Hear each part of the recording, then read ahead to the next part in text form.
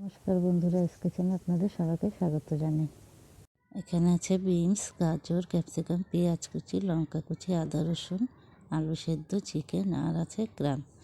এখন আমি আদা রসুন বেটে নেব চিকেনের জন্য।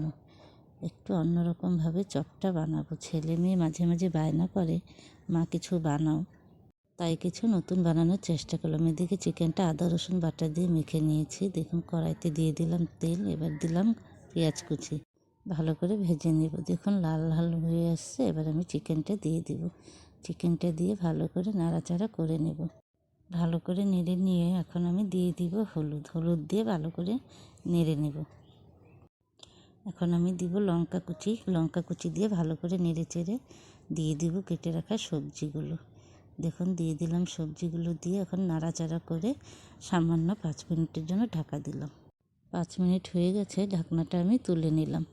এখন আমি আবার নেড়ে চেড়ে সামান্য সয়া সস দিয়ে দিব। সয়া সসটা স্বাদের জন্য। আপনারাও চাইলে ঘরে এভাবে ছোটো বাচ্চাদের বানিয়ে দিতে পারেন। বাইরের খাবার না দেওয়াটাই ভালো। ভাজা হয়ে গেছে, এখন আমি বাটিতে তুলে নিচ্ছি। দেখুন কি সুন্দর রঙটা হয়েছে। এখন আমি চিকেনের মধ্যে দিয়ে দিব আলু সেদ্ধ, ভালো করে মেখে নিচ্ছি। মাখা হয়ে গেছে, এখন আমি বলগুলো রেডি করে নেব। বাটিতে আমি ময়দা জল রেডি করে রেখেছিলাম। দেখুন উঠিয়ে আমি গ্রামের মধ্যে দিয়ে দিচ্ছি। এক এক করে আমি প্লেটে সব রেডি করে নেব। বলগুলো রেডি হয়ে গেছে, দেখতে কত সুন্দর লাগছে। তেলটা আমার গরম হয়ে গেছে, এখন কড়াইতে আমি দিয়ে দিব। আস্তে আস্তে নাড়াচাড়া করে ভেজে নেব। লাল লাল হয়ে গেলে আমি উঠিয়ে নেব। দেখুন ভাজা হয়ে গেছে, এখন আমি প্লেটের মধ্যে উঠিয়ে নিলাম।